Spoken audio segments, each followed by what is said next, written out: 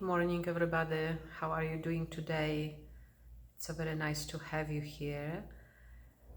And I wanted to speak very briefly about our upcoming day-long intensive for returning students. We have been speaking more about trust lately, trust in truth, trust in presence, trust in our true nature, trust in the teaching, trust in the words of the teacher. And this is a very rich and important and deep subject that, because it's all intertwined, right? Trust, surrender, awakening. There really is no awakening without a real deep sense of trust.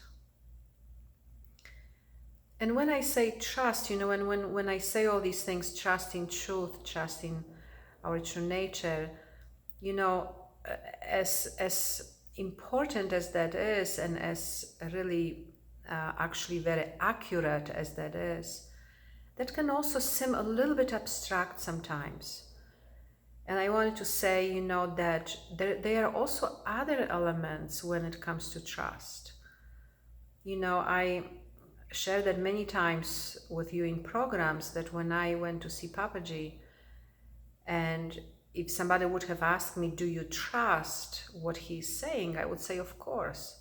Naturally, I trust. And yet, there was a part of my experience based on my particular past that just simply didn't trust, right? And there was more of this, maybe that human part of experience, where there's not the full sense of trust. And that was a very, very important realization when I was sitting there in satsang with Papaji, because that's how I came to really fully embrace what was arising within, and came to really follow that, and through that to grow in real, absolute, complete, full trust. And why is trust so important for awakening? First of all, trust and surrender, very, very close together. It's not abstract, right? It's really very, very human also, right? It's not just presence, but why is, trust so important for awakening?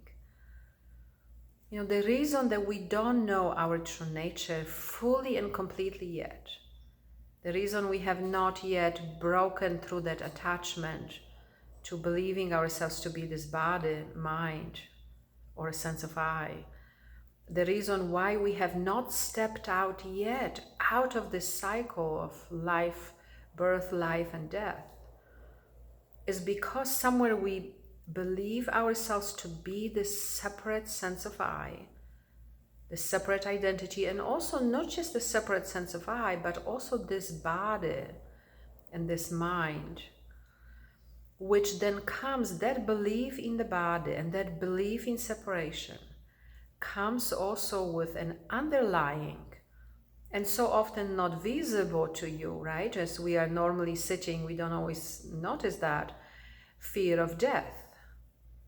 Because if we are this object, if that's who we are, right? If we are this body, if we are this mind, then of course, or this sense of I, then the underlying assumption or fear is, then of course we are going to die, right? And so in order to be able to move beyond that, because that fear of death is so gripping, if you realize it or not, right? The fear of death is so powerful. We also spoke in our programs lately a little bit again about survival, the survival instinct, the survival strategies, which is what the brain and nervous system are really geared towards, assuring the survival of this body.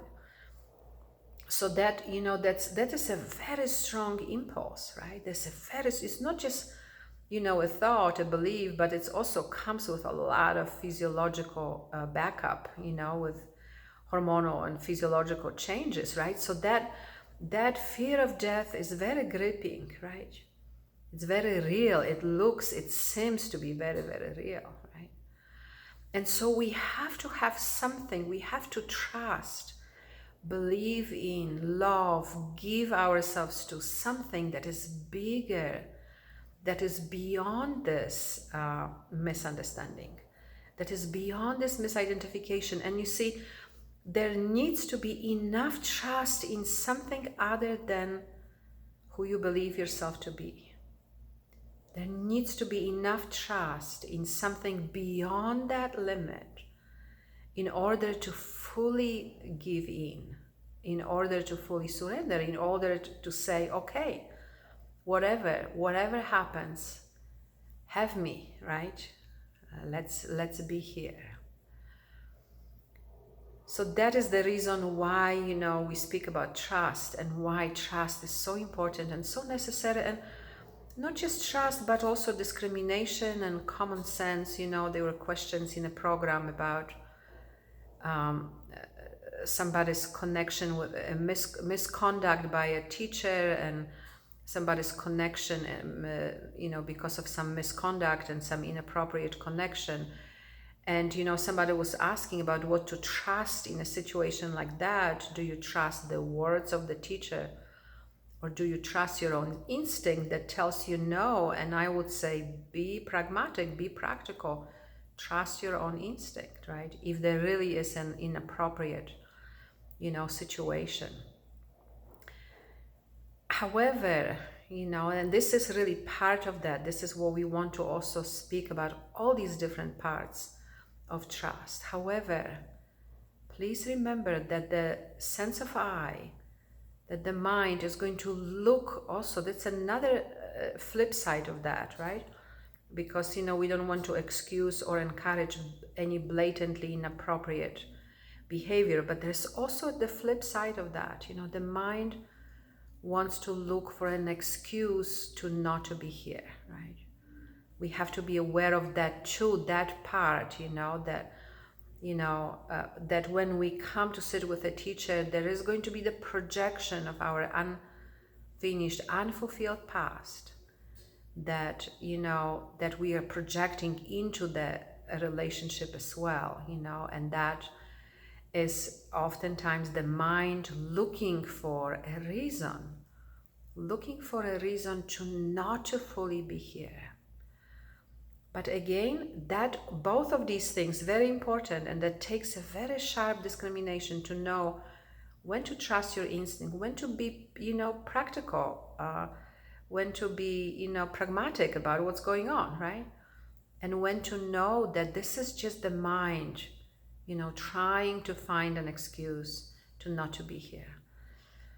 So I'm looking forward to us spending more time speaking about this, and there will be many other things that we'll be speaking about. And I also want to say, if you are watching these videos, if you are enjoying them, please like us, please subscribe, please share, so that more people can become aware of this. And I'm looking forward to our time together.